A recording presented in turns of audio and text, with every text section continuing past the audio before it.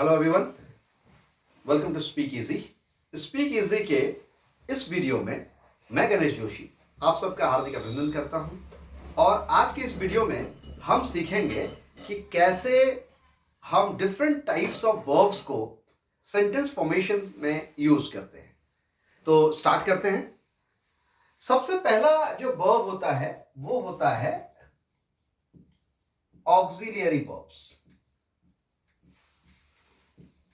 Auxiliary verbs का मतलब क्या होता है? जनरली जब हम लोग ऑक्सिलरी वर्ब्स की बात करते हैं तो सामान्यतः लोगों के मन में ये बात आती है कि साहब am is are was were has have had और do does did, ये सारे ऑक्सिलरी वर्ब्स हैं जिसको हम लोग प्राइमरी ऑक्सिलरी वर्ब्स कहते हैं। ये सारे कौन से वर्ब हैं? Primary auxiliary verbs. Primary auxiliary verbs. Primary auxiliary verbs को लेके लोगों के दिमाग में एक पिक्चर होती है कि ये हेल्पिंग वर्ब्स होते हैं। हेल्पिंग वर्ब्स का मतलब जो किसी सेंटेंस के रूप परिवर्तन में यानी कि उसके मीनिंग को चेंज करने में हेल्प करते हैं, ऐसा सामान्यतः मान्यता है। अगर कहीं किसी से पूछा जाए, जैसे एग्जांपल के लिए ये लिख दिया जाए कि दिस इज अ बॉय, अगर आप इससे पूछेंगे किसी से कि ये किस प्रकार का वर्ब है तो सामान्यतः लोगों का उत्तर होगा कि नहीं, ये हेल्पिंग वर्ब है। लेकिन बात ऐसी है नहीं। बात क्या है कि इस sentence this is a boy में ये इज जो है ये हेल्पिंग वर्ब नहीं है, ये मेन वर्ब है। वो क्यों? क्योंकि जब अगर किसी सेंटेंस में केवल एक ही वर्ब होगा तो वो कभी हेल्पिंग वर्ब नहीं कहलाएगा, वो हमेशा मेन वर्ब ही कहलाएगा। इस सेंटेंस को दूसरे तरीके से समझते हैं। दिस इज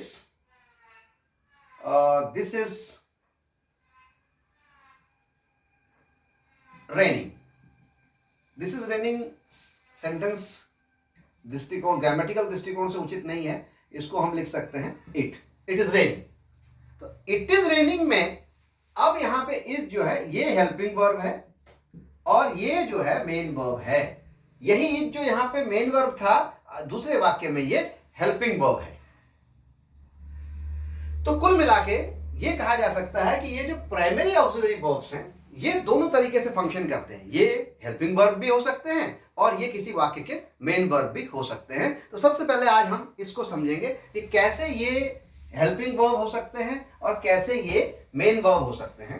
जो पहली हमारी जो लिस्ट ऑफ वर्ब है वो हम ले लेते हैं कि एक सेंटेंस हमने लिया था, दिस इज अ कैट।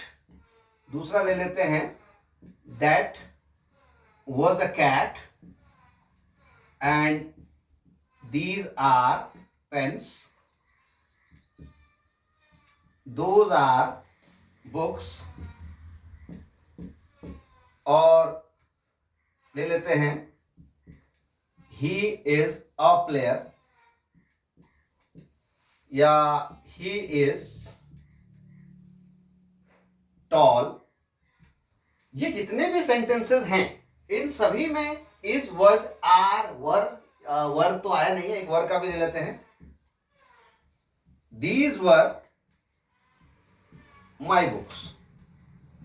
ये सारे जो वर्ब हैं इन सेंटेंसेस में एज अ मेन वर्ब काम कर रहे हैं। तो एक बात जो आपको समझनी है वो ये है कि जो प्राइमरी ऑक्सिलरी वर्ब्स हैं इनका प्रयोग हेल्पिंग वर्ब और मेन वर्ब दोनों रूपों में हो सकता है। और जैसा कि मैंने पिछले वीडियो में भी ये मेंशन किया था कि जनरली हम लोग क्या कर सकते हैं, किसी भी सेंटेंसेस के लिए हमारे पास 3 टाइम जोन हैं। उन 3 टाइम जोन में ही हम किसी सेंटेंस को बोल सकते हैं। यानी कि या तो वो प्रेजेंट टाइम में एक्सप्रेस कर सकते हैं, पास्ट टाइम में कर सकते हैं या फ्यूचर टाइम्स में। तो जैसे कि एग्जांपल के लिए यहां हमने लिख लिया दिस इज अ पेन। इसका मतलब हुआ यह एक पेन है। और अगर इस सेंटेंस को मैं ऐसे लिख दूं, दिस वाज अ पेन, यानी कि यह एक कलम थी। और इस सेंटेंस को मैं ऐसे लिख दूं, this will be a pen, यानी कि सारा का सारा स्ट्रक्चर एज इट इज है। वर्ब को बदलने के बाद उसकी सारी स्थिति अर्थ के दृष्टिकोण से या टेंस के दृष्टिकोण से उसकी स्थिति बदल गई। तो आशा करता हूं कि यहां तक ये बात आपकी समझ में आई होगी। अब इन प्राइमरी ऑक्सिलरी वर्ब्स को हम कैसे मेन वर्ब के रूप में यूज कर सकते हैं ये आपने सीखा। अब हम कैसे इन प्राइमरी ऑक्सिलरी वर्ब्स को हेल्पिंग वर्ब के रूप में यूज कर सकते हैं।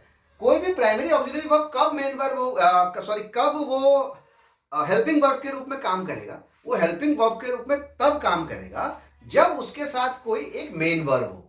अब मेन वर्ब क्या होगी, प्राइमरी ऑक्सिलरी भी मेन वर्ब हो सकती है, लेकिन यदि उसके साथ कोई एक्शन वर्ड इंक्लूड हो जाए तो उस स्थिति में सभी primary auxiliary verb main verb की तरह काम नहीं करेंगे, वो फिर प्राइमरी ऑक्सिलरी वर्ब की तरह काम करेंगे। जैसे कि एक एग्जांपल लेते हैं, ही इज प्लेइंग। इस सेंटेंस में प्लेइंग जो है वाक्य का मेन वर्ब है, इज जो है हेल्पिंग वर्ब है, और प्लेइंग जो है ये प्ले से बनने वाला आईएनजी फॉर्म ऑफ प्ले है, इसका मतलब होता है खेलना। तो यहां पे दो वर्ब आए, एक इज आया एक प्लेइंग आया। ऐसी स्थिति में जो एक्शन वर्ड है वो मेन वर्ब कहलाएगा और जो प्राइमरी ऑक्सिलरी है उसे हम हेल्पिंग वर्ब कहेंगे। अब इस मेन दूसरी जो इंपॉर्टेंट बात है, एक और हम ले सकते हैं example, he has a pen. यहां पर ये हैज जो है ये हेल्पिंग वर्ब है। अगर मैं इस सेंटेंस को ऐसे लिख दूं, ही हैज प्लेड, यानी कि उसने खेला है। यहां पे जो हैज है ये हेल्पिंग वर्ब है और ये प्लेड जो है ये मेन वर्ब है, थर्ड फॉर्म ऑफ वर्ब है, क्योंकि हैज और हैव के बाद ये निश्चित है कि वर्ब की थर्ड फॉर्म यूज होगी। इंग्लिश में ये सर्टेन होता है कि कौन सी हेल्पिंग वर्ब के बाद आने वाली मेन वर्ब का कौन सा पॉसिबिलिटी होगी, वो मैं आज टेबल के माध्यम से भी आपको एक्सप्रेस करूंगा कि अगर आपकी हेल्पिंग वर्ब कौन सी होगी उसके बाद निश्चित है कि वही आपकी मेन वर्ब हो सकती है, कोई दूसरी वर्ब नहीं आएगी। बिल्कुल मैथमेटिकल फॉर्मूले की तरह ये सारी चीजें क्लियर होती है। तो अब देखिए, अब हम बात करते हैं कि किस हेल्पिंग वर्ब के बाद मेन वर्ब के रूप में कैसे यूज होगा, ये आपकी समझ में आया। अब हेल्पिंग वर्ब के रूप में अगर हेल्पिंग वर्ब है तो उसके बाद क्या क्या पॉसिबिलिटी हो सकती है मेन वर्ब की। यदि हमारा हेल्पिंग वर्ब इज है तो इसके बाद संभावना है V4 की।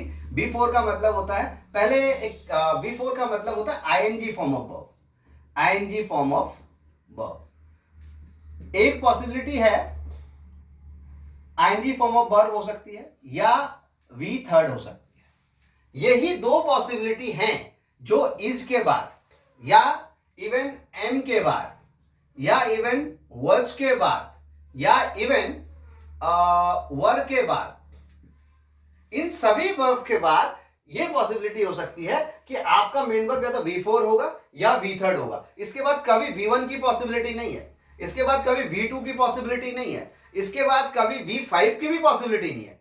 ये बार अब मैं थोड़ा सा इसको ब्रीफ कर देता हूं। ये V1 V2 और V3 क्या है, V1 V2 V3 V4 और V5, ये जो है ये मेन वर्ब है और इसको हम लोग एक्शन वर्ब कहते हैं जनरली।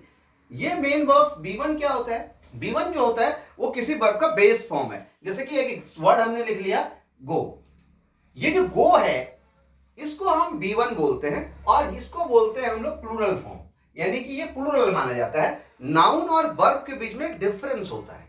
वो डिफरेंस क्या होता है कि जब हम जैसे मान लीजिए बुक है, बुक के साथ हमने एस लगा दिया तो क्या हो गई, बुक्स हो गई। बुक क्या है, सिंगुलर नाउन है, और बुक्स क्या है, प्लूरल नाउन है। लेकिन वर्ब के साथ ये उल्टा है। जैसे कि गो क्या है, प्लूरल वर्ब है, अगर इसमें ईएस लगा दिया जाए, गोज हो जाए, तो ये सिंगुलर वर्ब बन जाए। ये उल्टा वर्ब और नाउन के बीच में एक अपोजिट सिस्टम होता है।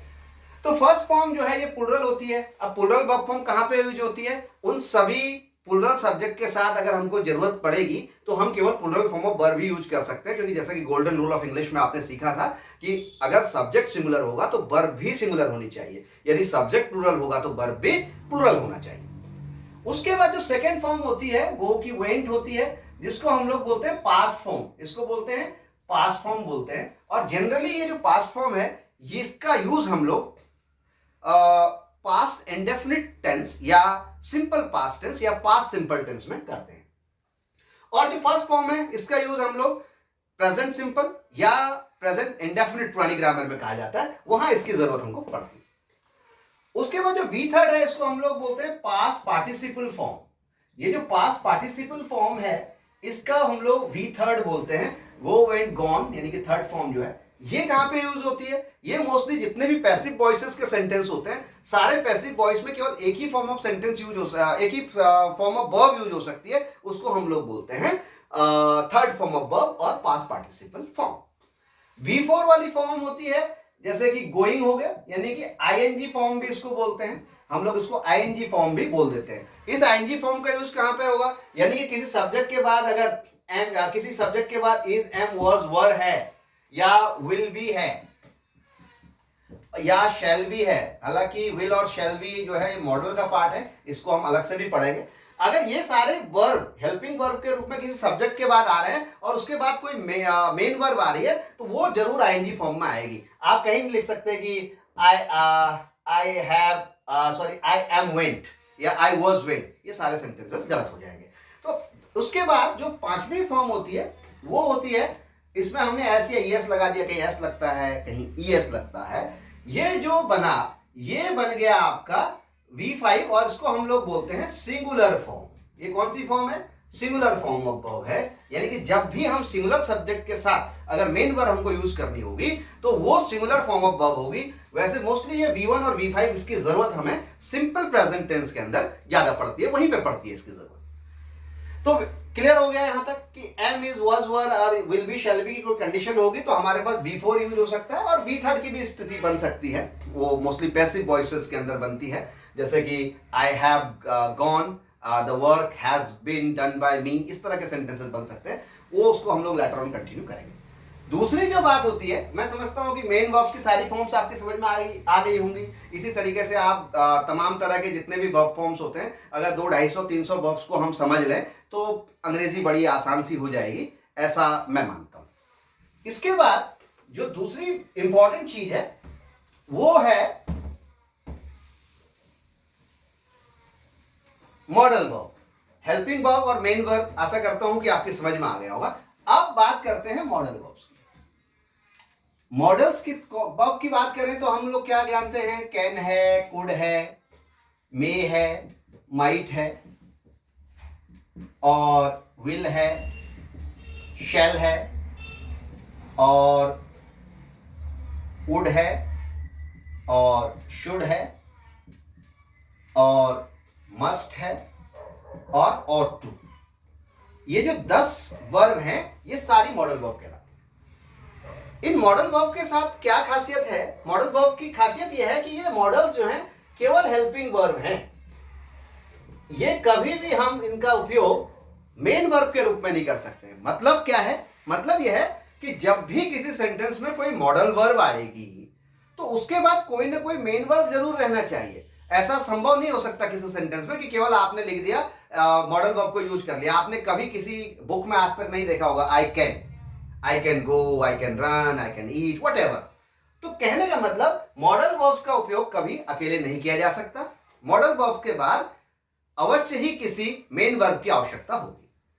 अब ये मॉडल वर्ब काम क्या करता है? ये मॉडल वर्ब क्या काम करता है? ये मॉडल वर्ब या तो आप परमिशन लेने के काम आता है, जैसे स्कूलों में हम पूछते हैं मे आई कम इन, मे आई गो आउट।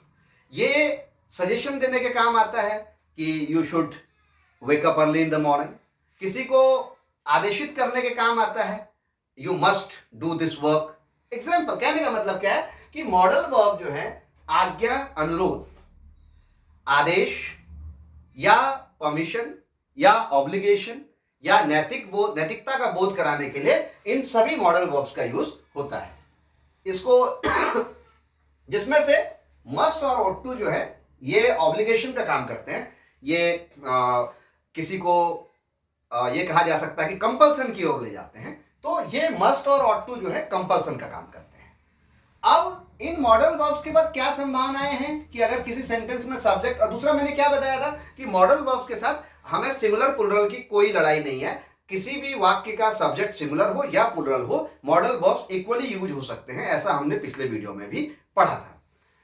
अब अगर किसी सेंटेंस में सब्जेक्ट कोई भी हो, उसका मॉडल वर्ब अगर उसके साथ यूज हो रहा है तो हमारी जो पॉसिबिलिटी नंबर 1 होगी वो होगी फर्स्ट फॉर्म ऑफ वर्ब, यानी कि उस सेंटेंस के साथ सब्जेक्ट के साथ मॉडल वर्ब और उसके साथ V1, यानी कि इसका स्ट्रक्चर यूं लिखा जा सकता है subject model verb plus V1, ये फर्स्ट पॉसिबिलिटी ऑफ सेंटेंस है, फर्स्ट स्ट्रक्चर ऑफ सेंटेंस है। एग्जाम्पल के लिए आई कैन राइट, क्या हुआ इसमें, आई सब्जेक्ट था और कैन मॉडल वर्ब है, उसके बाद मैंने V1 राइट लिख दिया, सेंटेंस पूरा हो गया। आई कैन राइटिंग नहीं लिख सकते, आई कैन रिटन नहीं लिख सकते, यानी कि कैन के बाद हम कभी भी किसी अन्य फॉर्म का यानी कि केवल V1 का यूज कर सकते हैं, V2 का नहीं कर सकते, V3 का नहीं कर सकते, V4 या V5 का भी नहीं कर सकते हैं। ये एक बात। दूसरी बात, आपने ये भी कहीं देखा होगा, अगर आई कैन राइट है तो ही कैन राइट होगा। जैसा कि जनरली अगर ये होता, एक कैन नहीं यहां पे होता तो क्या होता, I write he writes, I write होता और ही राइट्स होता। क्यों? क्योंकि आई को हम लोग प्लूरल सब्जेक्ट की तरह ट्रीट करते हैं, मैंने बताया था आपको, और ही सिंगुलर सब्जेक्ट है तो राइट्स जो है V5 सिंगुलर वर्ब जो है वो इसके साथ आता है। कैन के लगने से इस सेंटेंसेस में क्या इंपैक्ट पड़ा, कैन के लगने से क्या हुआ कि ये जो वर्ब है इसमें कहीं हमें एस और एस लगाने की आवश्यकता नहीं पड़ी। और यहां पर एक चीज आपने और नोटिस की होगी कि ये आई कैन और ही कैंस नहीं हुआ, तो ये कहा जा सकता है कि किसी भी मॉडल वर्ब में एस या ईएस लगा के उसका सिंगुलर नहीं बनाया जा सकता, या उसमें ईडी जोड़ के उसका पास्ट फॉर्म नहीं बनाया जा सकता। ये सारे के सारे इसी फॉर्म में रहते हैं। सिंपली विल और शेल, ऐसा कई बार माना जाता है कि विल का पास्ट फॉर्म वुड और शेल का शुड होता है, ऐसी मान्यता है, वो रेयरली कहीं कहीं पर कंडीशंस बनती है। तो ये पॉसिबिलिटी क्या होगी कि सब्जेक्ट के बाद मॉडल वर्ब और उसके बाद V1, फर्स्ट पॉसिबिलिटी। दूसरी पॉसिबिलिटी क्या है, दूसरी पॉसिबिलिटी है subject plus modal verb plus B plus V4। एक पॉसिबिलिटी ये हो सकती है कि आपका सब्जेक्ट है, उसके बाद एक मॉडल वर्ब लगा दिया, उसमें B लगा दिया और V4 लगा दिया आपने। जैसे कि एग्जांपल लेते हैं, ही मस्ट बी वेटिंग, वो जरूर इंतजार कर रहा होगा, ही मस्ट बी वेटिंग, यानी कि यहां पे मस्ट की जगह शुड हो सकता है, कुड हो सकता है, कैन हो सकता है, 10 के 10 मॉडल वर्ब हो सकते हैं। He must be waiting, he ought to be waiting, he would be waiting, he should be waiting, he will be waiting, he shall be waiting, he may be waiting, he might be waiting, he can be waiting, he could be waiting। तो सारा का सारा एक structure हमारा ये possible हो सकता है। और मॉडल वर्ब के साथ ये सारे वर्ड एक दूसरे को रिप्लेस कर सकते हैं। यहां पर भी हो सकता है I can write, I could write, I may write, I might write, I will write, I shall write, I would write, I should write, I must write, I ought to write. ये सारे एक दूसरे को replace करते हैं, थोड़ा meaning उनकी बदल जाएगी, उनके भाव बदल जाएंगे, वो एक दूसरा भाव दे सकता है। जैसे कि आई कैन राइट में क्या है कि आपकी एबिलिटी दिखा रहा है, आई मस्ट राइट में कंपल्सन दिखा रहा है कि मैं जरूर लिखूंगा। ये छोटी छोटी चीजें चेंज आती हैं। और उसके बाद जो थर्ड कंडीशन होती है वो होती है subject plus modal verb plus B plus V3। ये कौन सी पॉसिबिलिटी है, ये पैसिव वॉइस के अंदर पॉसिबिलिटी होती है। जैसे कि हमने लिखा it must be understood, it must be understood, ये जरूर समझ में आ जाना चाहिए तुम्हारी, इट मस्ट बी अंडरस्टूड। यानी कि अब मस्ट की जगह ये सारे वर्ड यूज हो सकते हैं जैसे हमने ऊपर के सेंटेंसेस में यूज किए। यानी कि पैसिव वॉइस का कभी भी कंस्ट्रक्शन करना हो, यानी कि अगर हमारे पास कोई एक्टिव सेंटेंस है जिसमें हमारे पास एक्टिव सेंटेंस जो है मॉडल वर्ब के साथ है, अगर उसका हमको पैसिव वॉइस बनाना होगा तो हम कौन सा स्ट्रक्चर यूज करेंगे, सब्जेक्ट के बाद उसी मॉडल वर्ब को रिपीट करेंगे और बी का यूज करेंगे और वर्ब की थर्ड फॉर्म यूज कर देंगे, क्योंकि पैसिव वॉइस के अंदर किसी भी अन्य फॉर्म ऑफ वर्ब का यूज नहीं हो सकता। पैसिव वॉइस के अंदर केवल और केवल बी थर्ड का ही प्रयोग होता है। और एक आखिरी संभावना होती है, वो होती है subject plus modal verb plus have plus V third. मैं जब भी सब्जेक्ट की बात करता हूं तो आपके दिमाग में ये बात आ जानी चाहिए, जो 19 सब्जेक्ट मैंने आपको मेंशन किए थे वो सारे के सारे इसमें काउंट हो सकते हैं। सब्जेक्ट कोई जो भी मैं सब्जेक्ट की बात कर रहा हूं, इसका मतलब है कि वो सब्जेक्ट्स कौन से हैं, जो 19 सब्जेक्ट्स हम डे 1 से पढ़ रहे हैं कि subject verb. English is nothing other than playing with subjects and verb. English में सब्जेक्ट और वर्ब के अलावा कुछ नहीं है। कितनी भी बातें होती हों तमाम तरह की, अगर सब्जेक्ट और वर्ब्स का खेल हमारी समझ में आ गया तो हम सर्वाइवल अंग्रेजी बोल सकते हैं। सर्वाइवल अंग्रेजी से मतलब क्या है, सर्वाइवल अंग्रेजी से हमारा मतलब है कि मान लीजिए हम होटल में काम करने गए हैं, वहाँ पे हम वेटर हैं, कुक हैं, या हम फ्रंट ऑफिस में तो खैर नहीं माना जाएगा, अन्य डिपार्टमेंट्स में काम कर रहे हैं, हम अपनी भाषा को दूसरे व्यक्ति को समझा दें और दूसरे व्यक्ति की कही हुई बात हमारी समझ में आ जाए, इतना ही टास्क बेसिकली भाषा की आवश्यकता होती है, क्योंकि 80 से 90% लोगों को कहीं भाषण नहीं देना है, उनको इंग्लिश की टीचिंग नहीं करनी है, और जो कॉम्पिटिटिव एग्जाम के लिए जा रहे हैं उनको थोड़ा डीपली समझने की आवश्यकता है। अदरवाइज मैं मानता हूं कि 60-70% बड़ा तबका, 80% ऐसा तबका होगा जिसको आम बोलचाल की अंग्रेजी सीखनी है, और वो यह चाहता है कि सामने वाले द्वारा बोली गई बातें मेरी समझ में आ जाए। समझने की भी उतनी लड़ाई नहीं है, समझ में भी आ जाती है, ज्यादा दिक्कतें हमको बोलने में ही आती है। खैर, तो एक आखिरी पॉसिबिलिटी होती है subject plus modal verb plus have plus be third. ये क्या होता है? मान लीजिए मैंने कहा I might have seen the Taj. Taj मतलब Taj Mahal. I might have seen the Taj मतलब क्या हुआ? ऐसे सेंटेंसेस, अब ये क्या दिखाता है? ये आई माइट की जगह आई शुड भी हो सकता है, वुड भी हो सकता है, 10 के 10 आपस में एक दूसरे को रिप्लेस कर सकते हैं।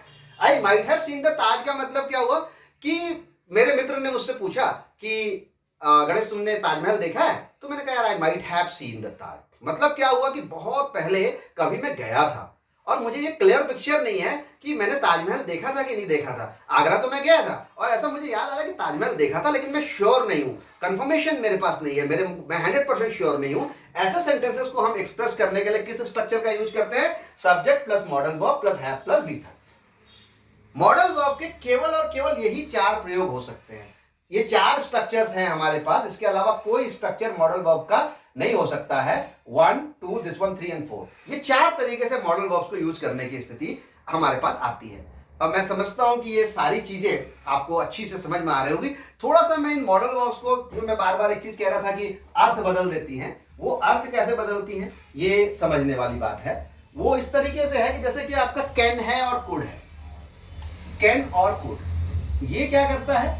कैन और कुड जो है ये आपका एबिलिटी दिखाता है, आपकी एबिलिटी को शो कर देता है, और आपकी अब कभी कभी क्वेश्चंस भी अराइज करता है। एबिलिटी हो सकता है या क्वेश्चंस हो सकता है कैन कुड से। जैसे कि मैंने कहा can I walk with you, could I work with you, तो ये क्या है? एक किस्म से हम आपसे क्वेश्चन फॉर्म में है, परमिशन ले रहे हैं, कह सकते हैं। परमिशन भी इंक्लूड हो सकता है। और दूसरा क्या हो सकता है कि इसमें हम लोग क्या कर सकते हैं, कई बार हम लोग रिक्वेस्ट के लिए भी कैन कुड का यूज करते हैं। एग्जाम्पल के लिए मैंने कहा कि can you please bring me a glass of water, मैंने कहा could you please bring me a glass of water. इन दोनों सेंटेंसेस में डिफरेंस ये है, दोनों सेंटेंसेस का अर्थ एक ही है कि क्या आप मेरे लिए कृपया एक ग्लास पानी लाएंगे। लेकिन अगर मैंने बोला can you please bring me a glass of water, तो उसको हिंदी में ऐसे समझेंगे कि भाई साहब आप मेरे लिए एक गिलास पानी ले आइए। और दूसरे का वाक्य कुछ ऐसा समझ में आएगा कि भाई साहब क्या आप मेरे लिए एक गिलास पानी ला पाएंगे। यानी कि हिंदी में नोशंस बहुत होते हैं। हिंदी की बात हमारी जो विनम्रता अभिव्यक्त करने के लिए और हमको अपने भावों को दिखाने के लिए सिर्फ सुरों के उतार चढ़ाव से काम चल जाता है। अंग्रेजी में ऐसा कोई फॉर्मूला नहीं है, वहां पे शब्द बदलने पड़ते हैं। हमने कहा कि can you please bring me a glass of water, इसका मतलब हुआ कि प्लीज आप मेरे लिए पानी ले आइए, बड़ी खड़ी भाषा में। और मैंने कहा could you please bring me a glass of water, इसका मतलब हुआ क्या आप कृपया मेरे लिए एक गिलास पानी लाएंगे। ये अर्थ का डिफरेंस होता है, ये आप समझ सकते हैं। खैर, उसके अलावा अगर शुड है तो ये हमारा मोस्टली जो है एडवाइस का काम करता है। एडवाइस का काम करता है या सजेशंस का काम करता है, और सजेशंस का काम करता है। दूसरा मस्ट और ऑट टू जो है, मस्ट और ऑट टू जो है ये आपको कंपल्सन दिखाता है, अनिवार्यता दिखाता है। कंपल्सन क्या होती है? जैसे मैंने कहा कि you should have to do your homework, मतलब तुम्हें अपना होमवर्क करना है। और मैंने बोल दिया you must have to do your homework, इसका मतलब शुड अगर मैंने बोला है तो तुमने नहीं भी किया तो कोई बात नहीं, अगर मस्ट बोला है नहीं किया तो तुम्हें पनिशमेंट मिल सकती है। तुमको हो सकता है कि उठक बैठक कराई जाए और कोई भी जो मॉडल ट्रीटमेंट है वो दिया जाएगा। ये मस्ट और शुड के बीच का डिफरेंस है। तो इसी तरीके से और जो हमारे पास विल और वुड है, ये भी हम लोग क्या करते हैं, क्वेश्चन के लिए भी यूज करते हैं, और इसका यूज हम लोग सेल शुड का जो है ये फ्यूचर टेंस में भी मोस्टली यूज होता है। तो इस तरह से हम लोग different types of modal verbs पे हम लोग यूज करते हैं। इसको अगर बहुत डिटेल में जाएंगे तो बड़ा जो हमारा वीडियो है बड़ा लेंदी हो जाएगा और बोरिंग भी होगा। किसी अन्य वीडियो में कोशिश करेंगे कि इसको और डिटेल्ड वे में हम एक्सप्लेन करें। आज का जो हमारा फोकस ये था कि जो डिफरेंट टाइप्स ऑफ वर्ब है, डिफरेंट टाइप्स ऑफ सब्जेक्ट हमने बढ़िया से सीख लिए, इसके साथ डिफरेंट टाइप्स ऑफ वर्ब्स कैसे यूज होते हैं और क्या क्या सेंटेंस फॉर्मेशन की पॉसिबिलिटी होती है। अब एक चीज जो छूट रही थी, मैं आपको जो बता पाया था कि मैंने एक सारी लिस्ट दी थी आपको, एम इज, वॉज और वर। इसके साथ मैंने बताया था आपको कि मेन वर्ब अगर हमारे ये हेल्पिंग वर्ब्स हैं तो मेन वर्ब कौन कौन सी हो सकती है। मेन वर्ब मैंने बताया था V4 हो सकता है या V3 हो सकता है। उसी तरीके से अगर हमारे पास हैज, हैव और हैड है तो मेन वर्ब कौन सी हो सकती है, केवल V3 हो सकती है, कोई पॉसिबिलिटी नहीं है। अगर मेरे पास विल शैल है तो मेरी पॉसिबिलिटी केवल और केवल V1 हो सकती है। यदि मेरे पास एम इज डू, डज और डिड है तो केवल और केवल एक पॉसिबिलिटी V1 की हो सकती है, कोई अन्य फॉर्म ऑफ वर्ब लग नहीं सकता। यदि मेरा हेल्पिंग वर्ब एम इज कोई भी मॉडल है तो भी पॉसिबिलिटी केवल V1 की है। तो ये हो गए, ये सारे जो वर्ब्स हैं ये प्राइमरी ऑक्सिलरी वर्ब्स हैं। ये तो खैर मॉडल का ही पार्ट है, इसको भी मैंने लिखा है अलग से क्योंकि फ्यूचर टेंस में इसकी जरूरत पड़ती है। लेकिन अगर मैं बात करूं एम इज, आर, वॉज, वर, इसमें सारे इंक्लूड हो सकते हैं। आर और वर भी इंक्लूड होगा, वर तो इंक्लूड किया हुआ है, आर होगा, एम इज आर हो गया और वर हमने इंक्लूड किया था। तो ये सारे am is, was, were, are, इसके साथ V4 और V3। हैज, हैव, हैड है तो V3 और विल शैल है तो V1 की संभावना, डू, डज, डिड है तो V1 और अगर मॉडल है तो V1। तो यूं समझ सकते हैं कि इतने जो हमारे वर्ब हैं इसके बाद निश्चित है कि कौन सी हेल्पिंग वर्ब के बाद कौन सा मेन वर्ब आएगा। बहुत ज्यादा बोधरेशन की आवश्यकता नहीं, हम बड़े कंफ्यूज रहते हैं कि क्या करना है क्या नहीं करना है। बहुत लिमिटेड चीजें याद कर ली हमने, याद कर लिया साहब ये वर्ब अगर आ रहा है, सब्जेक्ट है तो इसके बाद यही वर्ब आएगी, निश्चित है, संभव ही नहीं है कि कोई दूसरी वर्ब आ जाए। तो हम यूं कह सकते हैं इस तरीके से। आज मैं आशा करता हूं कि हम लोगों ने वर्ब्स को सीखा। सब्जेक्ट्स हमने बहुत बढ़िया से पहले सीखे थे और आज हमने वर्ब्स को भी सीखा है। और यहां तक अगर हमने चीजों को ठीक कर लिया, फिर एक बात मैं वही कहना चाहता हूं कि हमने किस लेवल पे ले जाना है, इसको ले जाना उसी लेवल पे है। जैसे मैंने लिखा I can speak English, I can't speak English, can I speak English, can't I speak English, yes I can speak English, no I can't speak English. ये सारे एक्टिव सेंटेंसेस हैं और ये हमारा सेल्फ प्रैक्टिस का मॉड्यूल है जिसके लिए आपको किसी की आवश्यकता नहीं होती। I am a teacher, I am not a teacher, am I a teacher, am I not a teacher? Yes, I'm a teacher. No, I'm not a teacher. He is a player. He is not a player. Is he a player? Isn't he a player? Yes, he is a player. No, he is not a player. What is he? ये एक ऐसा module है जिसको आप हर जगह use कर सकते हैं। फर्दर हम लोग अगर इतना हमने सीख लिया तो मैं समझता हूं कि कोई सेंटेंस बचेगा नहीं। 200-300 वर्ब फॉर्म्स हमको आ गई और मेन हेल्पिंग वर्ब हमने सारे सीख लिए, सब्जेक्ट सारे सीख लिए। तो हम क्या कर सकते हैं, एक एग्जांपल मैं आपको देता हूं जो आपको प्रैक्टिस करनी है, क्योंकि आपका फोकस जो है, हमारा जो चैनल का उद्देश्य है वो है आपको कम्युनिकेटिव इंग्लिश सिखाना। वो कैसे हो सकती है, एक सब्जेक्ट मैं ले सकता हूं, this is a book, present time पे है। ये ले लेता हूं दिस वाज अ बुक और एक ले लेता हूं this will be a book. मैंने पिछले वीडियोस में ये भी बताया था कि कौन कौन सी पॉसिबिलिटी है सेंटेंसेस को कंप्लीट करने की। नाउन से कंप्लीट हो सकता है, एडजेक्टिव से कंप्लीट हो सकता है, ऑब्जेक्ट से प्रोनाउन से कंप्लीट हो सकता है या वर्ब से कंप्लीट हो सकता है। 4 पॉसिबिलिटी थी सेंटेंस को कंप्लीट करने की। अब आपने क्या किया साहब, अगर इसके आपने जिस फॉर्मेट में मैंने आपको बताया 7 सेंटेंसेस आप फॉर्म कर सकते हैं। इससे 7 सेंटेंसेस, इससे आप 7 सेंटेंसेस, और इसी तरीके से अगर हम 10 सेंटेंसेस लिख लें और 10 सेंटेंसेस से हम 70 सेंटेंसेस फॉर्म कर सकते हैं। 70 सेंटेंसेस को फॉर्म करने में हमको इस तरीके से this was a book, this was not a book, was this a book, was this not a book, yes this was a book, no this was not a book, what was this, whose book was this। अगर इस तरीके से हम form करते हैं तो 10 sentence हमने रोज लिख लिए। अगर हम 10 सेंटेंसेस लिखते हैं, 10 मल्टीप्लाइड विद 7, 70 सेंटेंसेस। 70 सेंटेंसेस लिखने में हमको हो सकता है कि 30 मिनट लगे। उसके बाद हम इस 30 मिनट को प्रैक्टिस मोड में ले जाए। शुरू में बहुत जल्दी नहीं बोलना है, शुरू में हमको यही करना है, this is a book, this is not a book, is this a book, is this not a book, yes this is a book, no this is not a book, what is this, this is a book, whose book is this। और धीरे धीरे fluency का level हम बढ़ाएंगे तो मैं मानता हूं कि हमको किसी व्यक्ति की आवश्यकता नहीं है। हम सेल्फ मोड मॉड्यूल में चले जाएंगे और रोज अगर हम 70-100 वाक्य लिख के लगातार 3 महीने अभ्यास करेंगे तो हम सब्जेक्ट और वर्ब को यूज करना सीख जाएंगे। और 30-40% अंग्रेजी हमको बिना किसी स्कूल की मदद से, बिना किसी टीचर की मदद से और बिना किसी किताब की मदद से संभव है। हमने सारे सब्जेक्ट ले लेने हैं, दिस ले लिया, दैट ले लिया, इट ले लिया, दीज ले लिया, दोज ले लिया, ही शी नेम ले लिया, आई यू वी दे ले लिया, प्लूरल नंबर ले लिया, सिंगुलर नंबर ले लिया, और जिरंड इन्फिनेटिव को आप छोड़ दीजिए, कोई बात नहीं, शुरू शुरू में जिरंड इन्फिनेटिव और फ्रेज की लड़ाई नहीं लड़ते हैं। 16 सेंटेंसेज हम रोज लिख सकते हैं। 16 सेंटेंसेज हमने लिखा, एक अलग अलग तरीके का वर्ब ले लिया, आज हमने इज पे लिखा, कल वॉच पे लिखेंगे, तो 16 इंटू 7 करेंगे तो बॉस बहुत ज्यादा सेंटेंसेस हो जाएंगे। 16 छक 96, 16 सत्ते 112, यानी कि 112 सेंटेंस। अब चूंकि हमारा अभ्यास हिंदी माध्यम वाला है, 7 जा 8 जा हमको कम आता है, इसलिए 16 7 जा 112 होता है। तो अब क्या होगा साहब, अगर 112 150 वाक्य रोज आप लिख रहे हैं, 1 घंटे रोज बोल रहे हैं, तो दुनिया की कोई ताकत आपको 3 4 5 6 महीने में अच्छी अंग्रेजी बोलने से नहीं रोक सकता। और साथ में अपना यूट्यूब सुनते रहिए, तमाम तरह के लिटरेचर आपके पास है, वीडियोज है, तमाम तामझाम आपके पास है। इन सभी बातों के साथ आज के इस वीडियो में बस इतना ही। मैं गणेश जोशी आपको हार्दिक धन्यवाद देता हूं। Thank you so much.